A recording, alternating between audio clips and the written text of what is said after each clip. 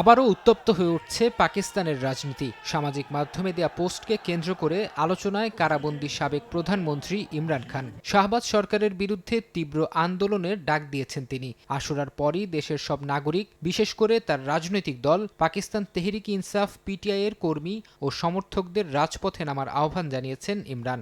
जिंदगी में कत्ल करवाए। পোস্টে ইমরান খান বলেন, বর্তমান সরকারের দাসত্ব মেনে নেয়ার চাইতে কারাগারের অন্ধকারেই থাকতে চান। অভিযোগ করে বলেন, তার কণ্ঠরোধের সব চেষ্টা করা হচ্ছে যাতে তার বার্তা জনগণের কাছে না পৌঁছায়। পাকিস্তানের সেনাপ্রধান আসিম মুনিরেরও কঠোর সমালোচনা করেন ইমরান। বলেন, যখন এক স্বৈরশাসক ক্ষমতায় আসে তখন ভোটের প্রয়োজন হয় না, তারা বল প্রয়োগের মাধ্যমে শাসন করে। ইমরান আরও বলেন, মার্কিন প্রেসিডেন্ট ডোনাল্ড ট্রাম্প পাকিস্তানের প্রধানমন্ত্রী শাহবাজ শরীফের সঙ্গে দেখা না করে আসিম মুনিরের সঙ্গে সাক্ষাৎ করে প্রমাণ করেছেন পাকিস্তানের আসল ক্ষমতা কার হাতে।